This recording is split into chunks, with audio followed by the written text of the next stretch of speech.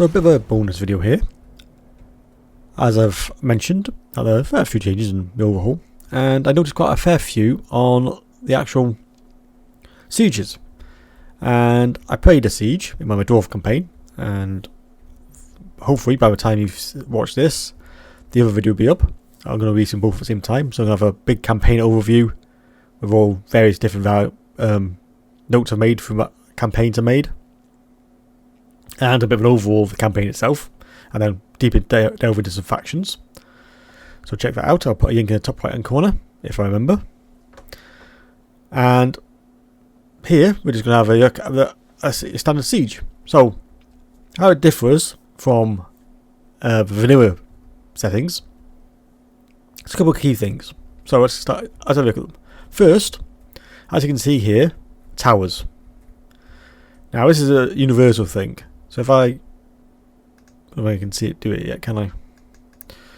I should try to remember to show you the range of the arc that comes out from artillery after. Same with all missile units. It's a much straighter thing now, as you can see. This one tower can see all this area, so it's quite extensive. And soon the Greenskins will take this one, and I think they take another one as well. So, but it does mean, unlike vanilla settings, where here I'll be pinged constantly. Now, only I have to get into this zone, but I can be still attacked when I'm right next to the wall. So there's not many safe places to go. So that's one feature. Another feature is the leadership. Leadership is buffed to high extremes. So like I'm hovering over these. I've got 181, and these are Greenskins. 204. 204.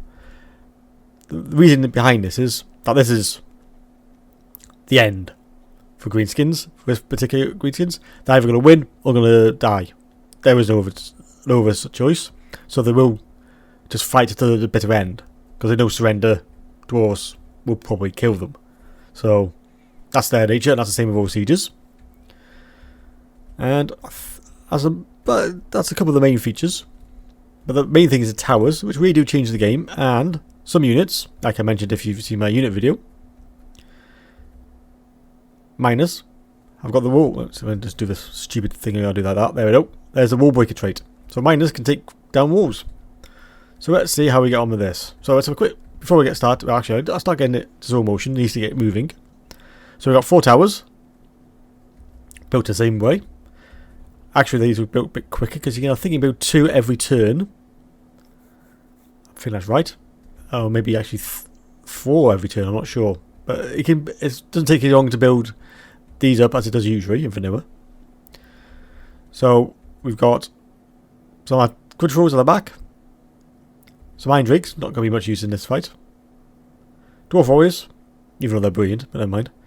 Dwarf Warriors, Copper Crawlers, Echo Miners, unit of the Brimstone Gyrocopters, Grombundo himself, and these units. Now, originally, the AI put my warriors in there as default. I was going to keep them in there. I thought it was my first siege. Yeah, it was the first siege I played, because I don't usually play sieges. But I had heard rumours, I read in the notes of the end times, that the Duke had made these changes. I thought, well, for sake of completion, let's try it out. So, in that in my mind, that's why I thought I'll do this video for you, so you can actually check it out. So, let's quick play, and see how it happens. So, general thing is, I was going to get these as close as possible, as quick as possible. Now, like I said, warriors were in there, but I thought miners would be fine. I'm going to put my miners in there instead. And I'm very glad I did this, as it soon become clear. So we've got 4, I wouldn't say running, but they're getting in there. As you see, this is on 36%, 39%, 42%. This is not young for its world, you can tell that. Then we got another damage, 0 on that one, 4 on that one, 22 on that one. Now I could have rated these on the edge and just destroy the towers first, because I got that option with the artillery. Probably should have, but I wanted to test this thing out. Let's just see how good these towers are. And also, I forgot about the towers until I read the notes at the end of it, and I thought, oh yeah, I forgot about that. So here we go. So this tower's nearly gone, but that has already gone. Now, if you look at this, these are getting absolutely destroyed by the archers, and 36 left out of the 100. So I was really grateful I didn't bother to put my dwarf warriors in. So one tower's down, and we've got 3 more to get to the wall. Will they all make it? No. I wish I said I'd timed that perfectly, and I had, but that was a complete accident. So yeah, that one went as well. But the other 2 ones made it, so I had my foothold on the wall, which is one of the main things you need to do. Now, in the notes, you can use yadders, as you would normally. But one, they're going to be attacked. I think there might be... No, I've done a career from there. As you can see, I put my units there, forgetting that they can still actually hit them. And sooner or later, I actually move them over here in a minute. But in the meantime, my catapults opened up on this tower. So, battlements are in case of the miners. So the miners are taking out the various greenskins. Got a foothold there now. My miners getting yet up here, and there you can see me moving my miners out of the way, and now I'm moving into this wall, and I'm going to take this down this wall. Because, let's face it, this is a great thing. Now, wall breaker on a unit is great. So, if memory serves, in the DLC, was it the last one? It was one with Quaneshan, wasn't it? It was one with Master Snitch. He brought in those warp grinders, which could do this. But only that one unit. Now, I know I did a video ages ago about modified other units to do it. And SFO have taken this up, and this mod has. I'm not sure if the others have. I'll have to check that. And it just adds a little more depth to a siege. Now, a siege has always been straightforward in Warhammer. And in Warhammer 3, we can only hope they will improve it. They say they will. We can only hope. But in the meantime, let's get back to this mod. Instead of me rambling on about sieges. So this is going to be taken down slowly but surely. Not much the enemy can actually do about this. So maybe there should be a counter in the future. Maybe. Nothing a modder can do, I don't think. So I've got these gyrocopters. Just taking a few pot shots of ones on the battlements and ones in general. And now those destroyed. I think that's destroyed. Oh no, it's not destroyed yet. Huh. Must be destroyed. That one destroyed, isn't it? Oh, I must have left it up. I was stupid. Thankfully, we captured it. And I made another wall. So yeah, I didn't finish it off. That was stupid. I actually only just realised that. Thankfully, we didn't push aside. AI being the AI. So, took some more miners over here to see if we can get down that wall quicker. I don't think it made that much difference. So I got my main vanguard, or my main reserve even. Vanguard has already been in position. So I'm going to push the dwarf warriors up the tower to give me a bit more defense on there. Miners are good, defense not as good. So they're moving up. And I got the quarries moving around to support this side. And Echo miners and some dwarf warriors are still in the centre. They're just absorbing shots at the moment.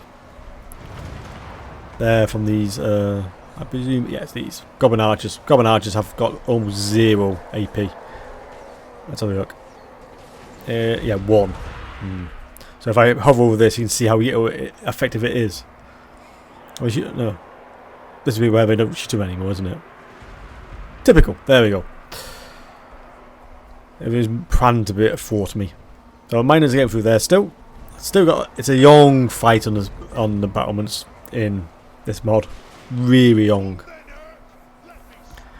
You can still use adders if you want, but they take a lot longer to get up. The adders much longer. And then they use quite a bit of fatigue doing it. Now in this case I had 2 ones on the tower, so I thought, I'll just leave it at that. It looks like I destroyed another tower. Still left this tower alone. Tactical genius I am. Gyrocopters are pinging shots left, right and centre, and now this is where I push in and get a foothold in the main settlement itself. This all-core boss now knows something's up. So I'm going to push in with Gromb Window and take him out. Supported by some warriors and some more miners. Now these crawlers I actually sent it this way. To appear about here, if memory serves. But AI being AI, got confused, or I didn't quickly right, both equally likely, and they decided to go around the right of the flank and go down the right this hole which I've made, which turned out to be not as bad as I thought, but Something I just didn't realise. Some nice. These got 6 bombs each. 6 bombs, by the way. I remember there's more models. I think there's 8 in there. Yeah, there's 8 in here. So, we got a lot of possibilities for just gradually going through, just bombing them across the battlements. Very handy it is too. These dwarves are still going moving around. Now I have actually got a foothold here. So, Orc War Boss, so there's the stats on the Orc War Boss. Nothing nowhere near gone window status, let's face it. He's rocking 106 melee attack at the moment, magical as well. So with that, time to charge the Orc Brigands, which are scary units. Very damaging. Very, very high strength. 70 compared to 28 for these Dwarf Warriors, so really high. That's each, so. And that's a horde of 100, is it? I think it's 100 in that unit, yeah. 120 actually. So you gotta respect the Greenskins. In the meantime, these are getting hit up by something. Now, what did they get hit up? Because I didn't actually realise what time. I can't believe it was the Goblin Archers doing that. It must be, because I can't see anything else. Oh, it was a tower. I did always wondered. At the end of this battle, I thought, oh, I saw gyrocopters. Why did I use those gyrocopters? There's nothing that could possibly penetrate it. And this is why. This tower got back to Orc. And so it just destroyed them. Replays are very handy things. Hindsight and all that. So this is where that great flank appeared by complete accident. Or tactical genius. I'm going to say tactical genius by the dwarves, not me. And the crawl was pinging in. And the crawl was, of course, the crossbow. They do have AP. So let's have a quick look at their AP. 7. Good real time. So let's see how that affects your biggins here. So they got 2,500. Void comes in. And just see how much damage that is doing. Now, obviously, that's because of the warriors here. They're actually doing some damage as well. But you can see it go down so fast when these units in. And this is with armor of 95. And they're just finishing them off. And I move on. So, the battlements, as you can see, is still going on. There's a poor Greenskin going flying. Oh, what a shame. One of my favourite hobbies is using these and just shooting Greenskins off walls and other units. It's great fun. And that is pretty much the end of the fight. So, I just wanted to show you, anybody who's interested, what sieges are like. They are different. There's nothing major changes, but as you can see, I've just leave this on playing in the background to watch how the fight goes. There you got that. Actually, let's do a good nice cinematic for you. Just having it, and just these little subtle changes are quite.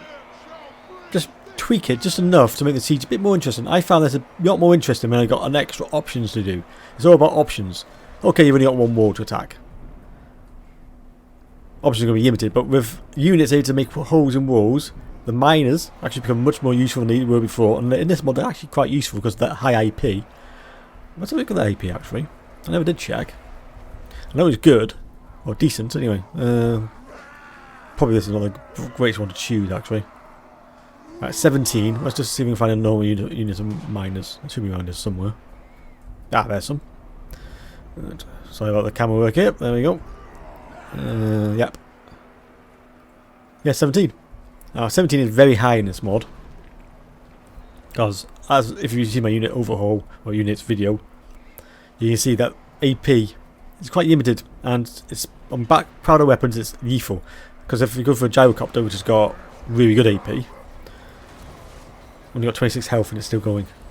What a champ. Yeah, 70 AP from its base missile damage. So that's over half of it. That's why it's tearing through these units. Vital. AP is vital. So, subtle changes. As I got on my tangent there. Towers with different arcs, firing arcs now. Which makes life. It means if you've got artillery, you can just bombard them nice and easy, out of range. They're not a problem anymore. But there's still the high leadership. Now, this fight has been going on for 11 minutes now. What was the... Yeah, so they just outnumbered me, but in the siege against Dwarfs, against the low tier Orcs, wasn't going to be much of a challenge. This is on normal difficulty, by the way. And as you can see, they're still rocking 99 leadership, these Bork boys, and there's 59 left. 39 of these, still rocking 68. Still rocking 84 for these. Now, the reason it's so high is because that massive leadership boost. I think 100 is coming in the back of my mind. That's how much it is. And of course, I'm not getting many flanking attacks, so that's not helping. So, yeah, so that is a siege battle in the End Times Overhaul. I hope you found it interesting. I found it much more enjoyable like this. And during these campaigns I actually played a couple more sieges than I do normally. And if you add this to the GCSM mods, I'm sure you probably get some really good fights as well. So, thanks for watching this little bonus video, I think I will call it. And I will see you in my next video.